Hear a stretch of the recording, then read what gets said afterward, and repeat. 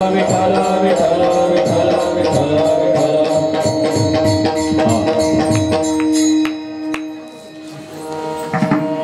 सर्वजण शांत बसा. माझ्याकडे बघा सर्वजण. लहान लेकरांना शांत बसवा. थोडस मॉनिटरचा आवाज कमी करा. मशीन मधूनच करा. हा, सर्वांनी मोबाईल सायलेंट करा. एक तासभर आपण सेवा करणार आहोत. लागून या पाया विनवतो तुम्हाला, करिटाळे बोला मुखे नाम. विठ्ठल विठ्ठल म्हणा वेळोवेळा, हा सुख सोहळा स्वर्गी नाही. संत आदी उपदेश करतात आणि संतांच्या उपदेशाचा समाजावर का परिणाम होतो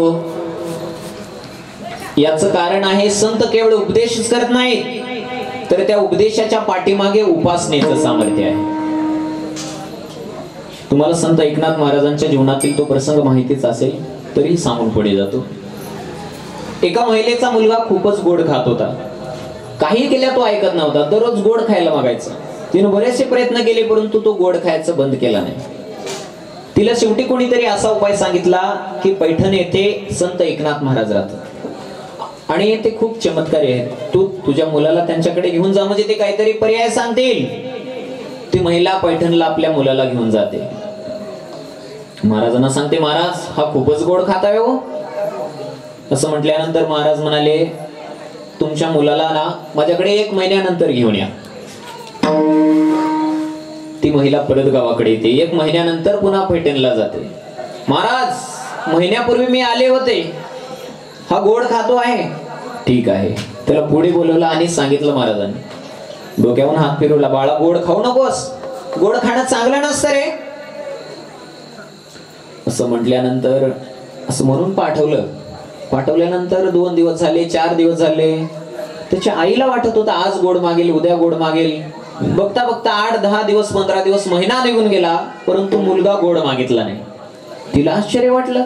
या अगोदर मी बरेचसे प्रयत्न केले, परंतु मुलगा गोड खायचं काही बंद करत नव्हता. परंतु नाथ महाराजांनी कुठला कानमंत्र दिला नाही, कुठले औषधही दिलं नाही. परिणाम कसं काय झाला असेल? बर, हाच उपाय जर महाराज मला पहिल्यांदा जर सांगितले असते, तर माझे 1 टायमाचे तिकिटाचे पैसे वाचले असते ना. बोला बोला. आता तिकीट फ्री झाले, तेव्हा फ्री नव्हतं माय. बोला, माझ्याकडे बघा. बोला. तिला पश्चाताप वाटत होता. तिच्या मनामध्ये एक संशय होता की या शंकेचं निवारण केलं पाहिजे. नाथ महाराज हा उपाय पहिल्यांदा मला का सांगितले नाही? बर, अनेकदा जावं म्हणून गेली नाथ महाराजांकडे विचारायला. महाराज काही शक्ती आहे हो तुमच्या सांगण्यामध्ये? अहो तुम्ही नुसतं गोड खाऊ नका म्हणून सांगावं आणि मुलानं गोड खाणं सोडून द्यावं. बरं, हाच उपाय तुम्ही मला पहिल्यांदा आल्या वेळेस काय सांगितलं नाही? त्यावेळेस नाथ महाराज काय म्हणतात ऐका. जेव्हा मी पहिल्यांदा तुम्ही माझ्याकडे आला होता ना, तेव्हा मी सुद्धा गोड खात होतो. ऐका. आणि मी जर गोड खात असलो तर समाजाला गोड खाऊ नका म्हणून सांगायचा माझा काय अधिकार आहे? त्यामुळे त्याच दिवसापासून मी गोड खायचं सोडून दिलं. गोड नावाची चीजच काढून टाकली जीवनामधून. महिनाभर उपासना केली आणि मुलाला उपदेश केला गोड खाऊ नकोस म्हणून. परिणाम, मुलगा गोड खायचं सोडून दिला. याला म्हणायचं उपासना अधिक उपदेश बरोबर परिणाम. विठ्ठल विठ्ठल विठ्ठल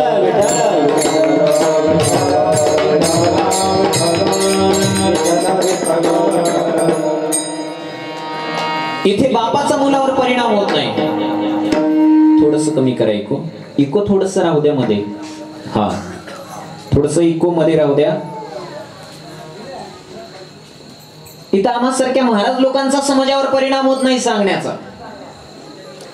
बरं, महाराज लोकांचं जाऊ द्या. बापाचा मुलावर परिणाम होत नाही. बाप सांगतो मुलाला बिडी पेटून आण रे.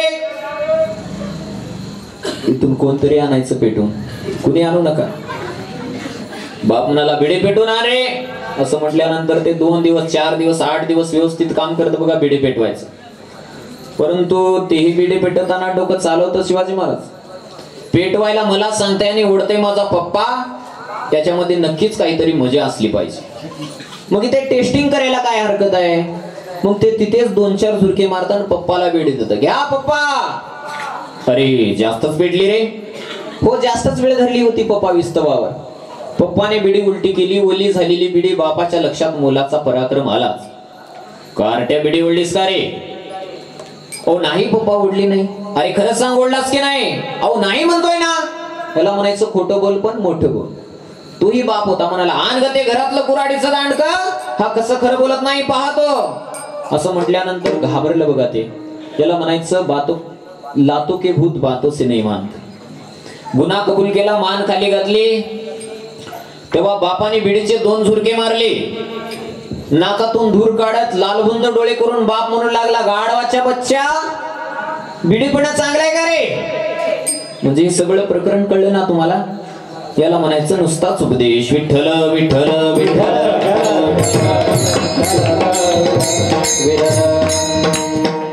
मला सांगा, मुलगा जर बिडी पिऊ नये असं बापाला वाटत असेल तर बापाने काय केलं पाहिजे? बिडी प्यायचं सोडलं पाहिजे आणि सिगरेट चालू केलं पाहिजे का? बच्चे शिकाने से नहीं सीखते, बच्चे दिखाने से सीख जाते हैं.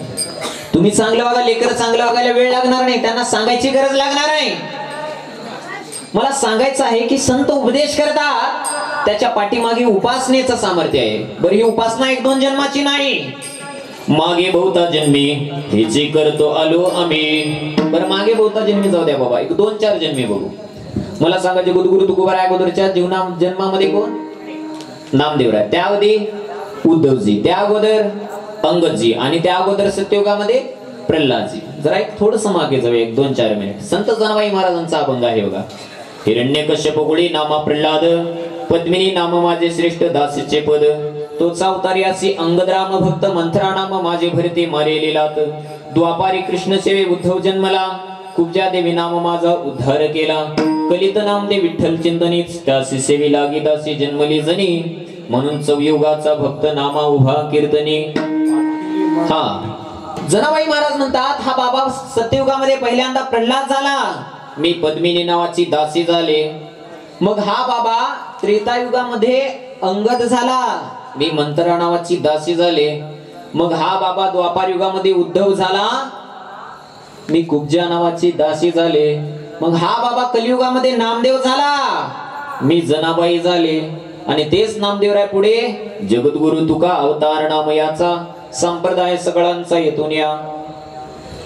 मागचे बरेच जन्म, उपासना आणि उपदेश 1-2-4 मिनिटांमध्ये विचार करूया. ऐका. जेव्हा कृतयुगामध्ये प्रल्हादजी झाले तेव्हा प्रल्हादाच्या बापानं हिरण्यकश्यपूनं प्रल्हादाला आसुरी राजनीतिक शिक्षण संस्थेमध्ये घातला होता. महाराज, वारकरी शिक्षण संस्था नाही, आसुरी राजनीतिक शिक्षण संस्था. आणि या संस्थेचे संस्थापक कोण होते? दैत्यगुरु शुक्राचार्य. आणि त्याने आपलेच 2 मुले लावले होते शिक्षक म्हणून. पाटील तेव्हापासूनची वशिलीबाजी आहे. आणि अशा शिक्षण संस्थेमध्ये हिरण्यकश्यपूनं प्रल्हादाला घातलेला आहे. प्रल्हाद आसुरी शिक्षण शिकला नाही. या उलट प्रल्हादाने विद्यार्थी मित्रांना विचारावं, अरे मुलांनो काय, अरे काय शिकता रे? प्रल्हादा तुझ्या बापाचाच काय नाही. अरे मग हे शिकू नका. मग काय शिकायचं? तो ही नामगारम सदेकादगारम धरो उसका धारण निवारण करेगा. नता दात ताको दिया दूध माको, खबर है खुदा को सबर वो मरेगा. तेरा ढूंढ सीना मिटा दिल का गेना, सीने पे पसीना ओ आके भरेगा. जब दात न ते तब दूध दियो, जब दाता ये तब अन्न देते हैं. अरे तेव्हा दात नव्हते तेव्हा दुधाची व्यवस्था ज्या परमेश्वराने केली, आणि दात आल्यानंतर भोजनाची व्यवस्था त्याने केली. त्या विश्वंभराचं ध्यान करा. विश्वंभर म्हणजे जो परमात्मा या विश्वाचं भरण पोषण करतो, त्या परमात्म्याचं एक नाव आहे विश्वंभर. तुका म्हणे त्याचे नाव विश्वंभर, करा निरंतर ध्यान त्याचे, करा निरंतर ध्यान त्याचे. तुका म्हणे त्याचे नाव विश्वंभर, करा निरंतर ध्यान त्याचे, करा निरंतर ध्यान त्याचे.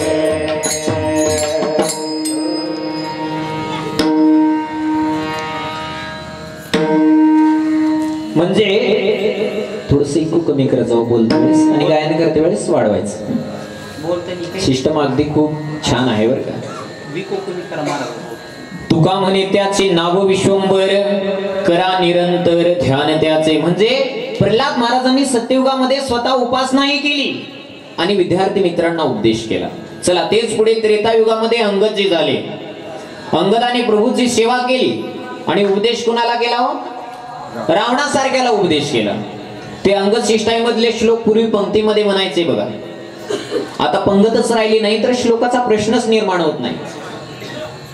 लग्न लागलं म्हटलं की हातामध्ये ताट घेऊन लाईनला थांबतात आणि ह्याला कोणतं नाव आहे? Buffet system. बफे सिस्टम ऐवजी बफेलो सिस्टम दिला असतं तर बरं झालं असतं. कारण जनावरासारखं खात फिरणं नाही तर अजून काय आहे. अहो पूर्वीची संस्कृती किती गोड होती. पूर्वी भोजन करणारा एके ठिकाणी बसायचा आसनावर आणि वाढणारा आग्रह करू वाढायचा. आता वाढणारा एके ठिकाणी बसतो आणि जेवण करणारा आग्रह करू मागतो. हा कालांतराने बदल घडत गेला. पूर्वी जेवण करणारा एके ठिकाणी बसायचा, सर्वांना वाढ झाल्यावर कुणीतरी उठून श्लोक म्हणायचा बघा. वदनी कवळ घेता नाम घ्या श्री हरीचे, सहज हवन होते नाम घेता फुगाचे. जीवन करी जीवित्वान हे पूर्ण ब्रह्म, उदर भरण नो हे जानी जे यज्ञ कर्म बोला. पुंडली कवदारी विठ्ठल श्री ज्ञानदेव. घ्या सावकाश घ्या. म्हणजे पूर्वीची संस्कृती अशी होती. असो पूर्वीच्या काळामध्ये जर कुण्या कारणामुळे जर दोन देशामध्ये जर युद्ध होत असेल तर त्या युद्धाचा तोडगा काढण्यासाठी, युद्ध टाळण्यासाठी दोन देशाचे दोन विदेश मंत्री एकत्रित यायचे आणि युद्धाचा काहीतरी तोडगा काढायचा. बरोबर आहे. आता मला सांगा प्रभू रामचंद्राचं आणि रावणाचं युद्ध कशामुळे झालं होतं? बोला की बोला. प्रभू रामचंद्राचं आणि रावणाचं युद्ध कशामुळे झालं होतं माहित नाही का तुम्हाला? हा, सीता मातेचं अपहरण केलं. मग आता मला सांगा, रावणानं जर सीता परत केली असते आणि प्रभू रामचंद्राला शरण आला असता तर युद्ध टळलं असतं का नाही? रावण वाचला असता का नाही? मग रावणाला समजावून सांगावं म्हणून बिभीषणाने विदेश मंत्री म्हणून अंगदाची निवड केली. इथं आपला विषय आहे. बोले गोडगिरा विभीषण बरा, रामा पुढे साजिरा. आधी नीट करा विरोध विसरा, संग्राम तो आवरा. शिष्टाई सबरा चतुर दुसरा, कोणी नसे सुंदरा. वालीच्या कुमरा तुम्ही प्रभुवरा, धाडा सुवर्णापुरा. मग अंगदजी वरती कामगिरी आहे. अंगदजी गदा घेऊन निघाले लंकेत. ते लंकेतले मुलं क्रिकेट खेळत होते रे. अंगदाला बघितल्याबरोबर बॅट बॉल तिथंच टाकून घरला पळाले. मम्मी पप्पा दरवाजा बंद करो. क्यों? दोबारा आया है. कौन? गाव दिलाने वाला बंदर. यांना काय माहित होतं बदलून गेले म्हणून. मग ज्या ज्या रस्त्याने अंगदजी जायचे तो रस्ता साफ रिकामी करून द्यायचे. चुकून जर कुणाचा स्पर्श झाला नाही म्हणायचे. काय नाही? ओ आमच्याकडे तर रॉकेल नव्हतं. कशाला? तुमचं शेपूट पेटवायला. मग अंगदजीच्या लक्षात आलं की मुझे बजरंग बली समझ रहे हैं. जता मत गज जुतम पंचानन चली आई. तुलसीदासांचे शब्द आहे. रामायण काढून बघा लक्षात येईल. जथा मत गज जुतम पंचानन चली आई. जसा मातलेल्या हत्तीच्या कळपामध्ये सिंहाचा प्रवेश व्हावा तसा रावणाच्या दरबारामध्ये अंगदाचा प्रवेश झाला. रावणाने विचारलं, कहा काय बंदर? अंगदजीने मध्यम परिचय दिला. परिचयाचे 3 प्रकार आहेत, उत्तम, मध्यम आणि सामान्य. उत्तम परिचय म्हणजे स्वतःहून स्वतःची ओळख निर्माण करणं. बापाहून मुलाची किंवा मुलाहून बापाची ओळख हा मध्यम परिचय. आणि जेव्हा पत्नीहून पतीचा परिचय करून देण्याची जीवनामध्ये वेळ येते त्याला सामान्य परिचय म्हणतात. मग अंगदाने कोणता परिचय दिला? अंगद नाम बालिकर बेटा. मध्यम परिचय दिला. अंगद नाम आहे मेरा, बालिका बेटा हो. रावण हादरला वगैरे. रावणाला उपदेश करू लागले अंगदजी. अरे रावणा, अजून वेळ गेलेली नाही. वाळेला गवत दाता धर, मानेवर कुऱ्हाड ठेव, पालखीत सीतामाईला पालखीमध्ये बसव. तोंडामध्ये वाळेलं गवत धर आणि प्रभू रामचंद्राला शरण जा, कल्याण होईल तुझं. म्हणजे अंगदाने प्रभूची सेवा केली आणि रावणासारख्याला उपदेश केला. चला तेच द्वापार युगामध्ये उद्धवजी झाले. उद्धवाने गोपिका भगवंताची सेवाही केली आणि गोपिकांना उपदेश केला. चला तेच पुढे कलियुगामध्ये नामदेवजी झाले. सुंभाचा करगोटा कात्याची लंगोटी नामा वाळवंटी कीर्तन करी. उपासनाही केली नामदेवरायांनी आणि समाजाला उपदेशही केला. चला तेच पुढे तुकोबारा आहे कलियुगामध्ये. दिनरजनीची दंदा गोविंदाचे पवाडे पांडुरंग ध्यानी पांडुरंग म्हणी जागृती स्वप्नी पांडुरंग. म्हणजे तुकोबारायांनी उपासना केली आणि उपदेश.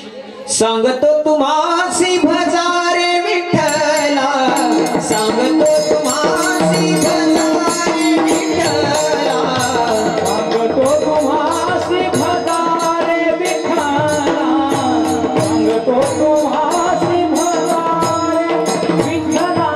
नाही तरी गेला जन्म माया नाही तरी गेला जन्म माया नाही तरी गेला जन्म माया नाही तरी गेला जन्म माया. करी का भरभारी दुरावसी दुरी करी का भरभारी दुरावसी दुरी करी का भरभारी दुरावसी दुरी करी का भरभारी दुरावसी दुरी.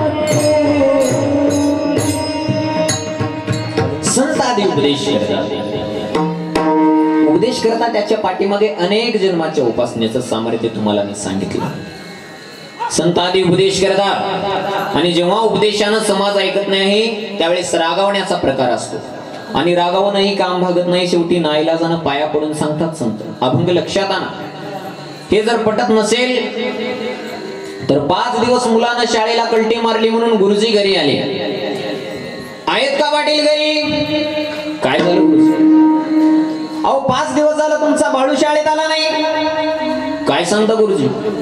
अहो सकाळी 10ला जाता आणि रात्री 6ला येतं. अहो बरोबर आहे, तुम्हाला वाटतं शाळेत गेलं, मला वाटतं घरी आहे. 5 दिवस झाले. चिंता करू नका गुरुजी, लगेचच बाळूचा मी तपास करतो आणि शाळेमध्ये घेऊन येतो. तेव्हा बापाने बाळूचा शोध लावला तर गावामध्ये बाळू नव्हता. तेव्हा गावातले दुसरे 4 आणि यांचं 1 असे 5 जण मिळून उसामध्ये पत्ते खेळत बसले होते. पाटलाच्या लक्षात आलं गुरुजींचं बरोबर आहे. 100 एकर जमीन होती पाटलाला. अर्ध्या एकर मध्ये वाडा. डबडबट्या डोळ्यानं बाप सांगला लागले 12 3 पिढ्याची वारकऱ्याची परंपरा आपल्या घराण्यामध्ये.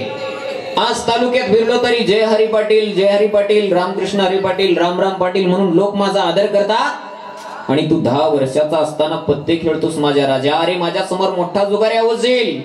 100 एकर शेत इकशील, प्लॅस्टिकच्या तांब्यामध्ये पाणी बेसेल, जर्मलच्या ताटलीत पीठ मागशील. अशी वाईट वेळ येईल तुला. बाळा असं नको करू. अशा वाईट नादाला लागू नकोस.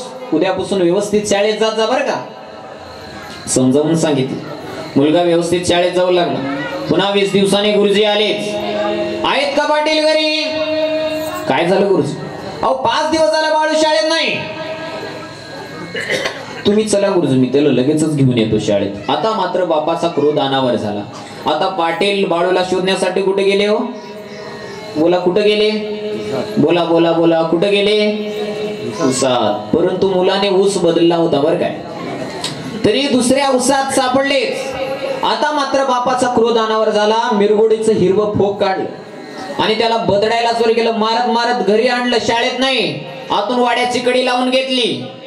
वाड्याच्या खांबाला नायलनच्या दोऱ्यानं मुलाला करकुचून बांधलं आणि बदडायला सुरुवात केली. पाटील मध्ये आले. अहो मारू नका त्याला, मरून जाईल ते. खबरदार मध्ये आलीस तर तुझं मुडकं सोडीन. जमदाग्नी झाला होता पाटील.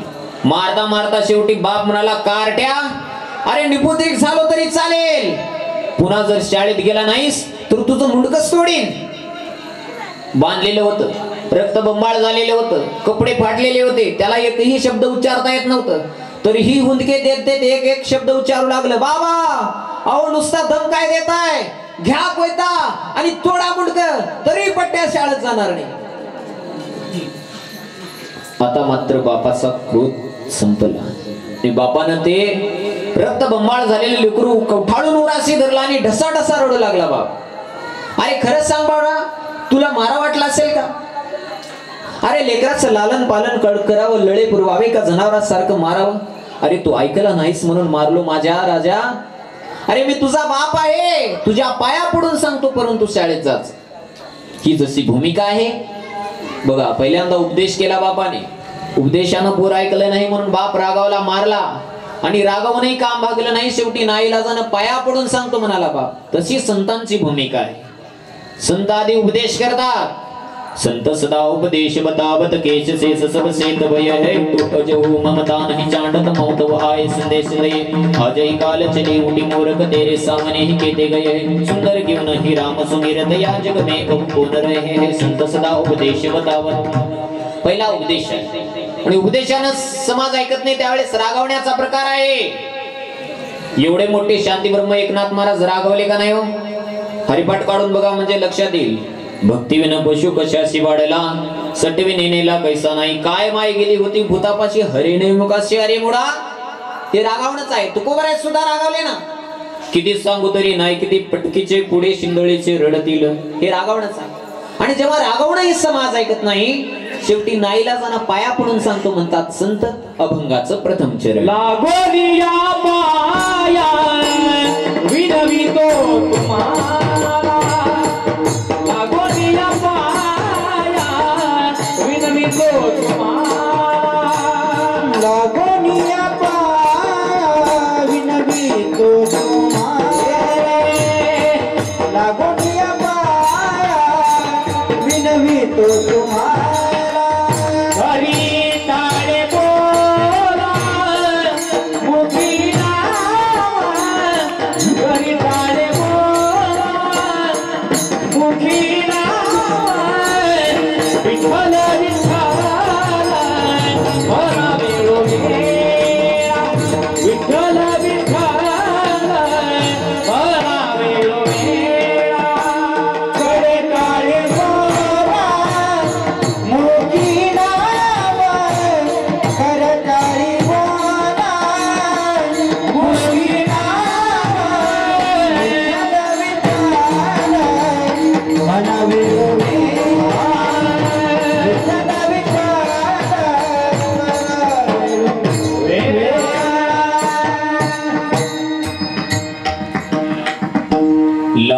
पाया विनवितो तुम्हाला, करे टाळी बोला मुखे नाम. ठीक आहे तुकोबार आहे. आता अर्धा तास झालं लागून या पाया, लागून या पाया. अहो आम्हाला एक शंका आहे. काय? तुमचा एवढा मोठा अधिकार की तुम्ही अधिकारवाणी पांडुरंगाला सांगता, पांडुरंगा तुला तुझं कल्याण करायचं आहे का? कल्याण म्हणजे बसव कल्याण नाही, नाहीतर ते भिवंडी कल्याण म्हणसाला नाही. तुम्ही कल्याण करायचं आहे का? कल्याण करायचं असेल तर मी सांगतो ते करा. काय? चाली दंडवत घाली नारायणा, आपल्या कल्याणा लागून या. आणि जिथे निर्गुण आकार झाला गुणवंत घाली दंडवत पजून या. देवा देवा आशीर्वाद आमच्या नामभाग्याने असे म्हणणारे तुम्ही एवढे मोठे संत, आणि अर्धा तास झालं लागून या पाया, लागून या पाया. एवढी नम्रता का? असं आहे अति नम्रता धूर्त लक्षण. चार आहे. नवनीचे के अति दुःखदायी, जेमे अंकुश धन उर्गती लाय.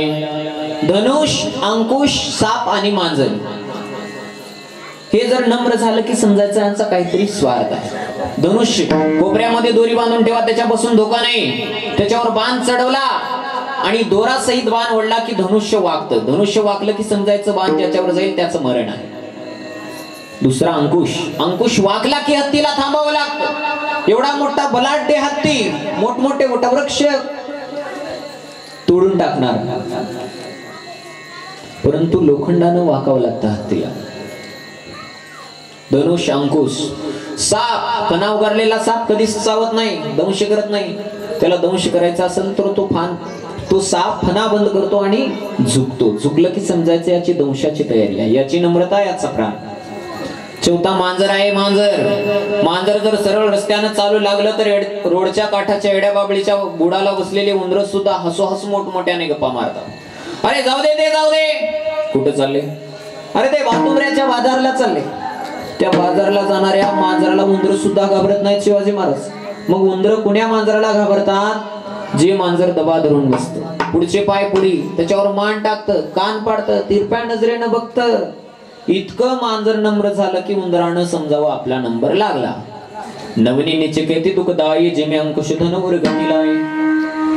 ठीक आहे तुकोबार आहे, बाण मारण्यासाठी धनुष्याला झुकावं लागतं, हत्तीला आळ करण्यासाठी लोखंडाला वाकावं लागतं, दंश करण्यासाठी सापाला सुद्धा झुकावं लागतं, आणि उंदराचा काटा काढण्यासाठी मांजराला नम्र व्हावं लागतं. हे आम्हाला कळालं, परंतु तुमच्या नम्रतेचा काय उद्देश आहे? महाराज म्हणतात, करे टाळी बोला मुखे नाम. अरे बाबा, माझ्या नम्रतेचा एकच उद्देश आहे की हाताने टाळी वाजवा आणि मुखानं नामस्मरण करा. एवढ्याच करता लागून या पाया विनवित उठा जागे वारी आता, उठा जागे वारी स्मरण करा पंढरीनाथ, स्मरण करा पंढरीनाथ, भावे चरणी ठेवा, भावे चरणी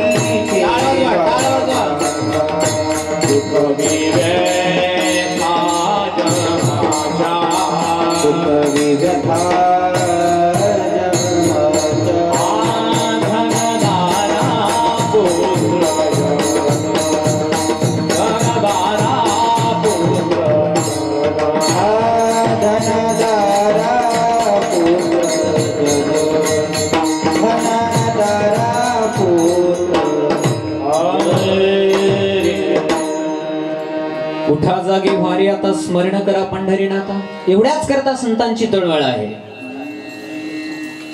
ठीक आहे तुकोबार आहे, करे टाळी बोला मुखे नाम, करे टाळी बोला मुखे नाम. अहो, नामामध्ये काय सामर्थ्य आहे? अरे बाबा, जे सामर्थ्य परमेश्वरामध्ये नाही ते त्याच्या नामामध्ये आहे. तुझ्या नामाचा महिमा तुझ न कळो मेघ श्यामा. बघा, भक्ति में क्या मस्ती है बातें संतन को पूछो, और शक्ति में क्या मस्ती है बातें पहलवान को पूछो. हिंदी कळते ना सर्वांना? कळत नाही काही जणांना. असंच झालं महाराज, एका गावामध्ये मी हिंदी मधून अभंग घेतला काल्याचा कीर्तनाला. कीर्तन झाल्यानंतर भात वरण बुंदी जेवायला केली होती. तुमच्यात काय केलं होतं आता? काय होतं? खीर. हा. मग जेवण करत असताना 2-3 महिला एकत्र बसल्या होत्या. म्हणाली, एक जण म्हणाली, काय ग पारुबाई? ती म्हणाली, बोल सरूबाई. बघा, त्या गुंजरग्याच्या महाराजांनी चांगलं कीर्तन केलं ग. ती म्हटली, काय चांगलं केलं? मध्ये हिंदी काय म्हणत होता मला कळालंच नाही. तिसरी म्हणाली, अगं काय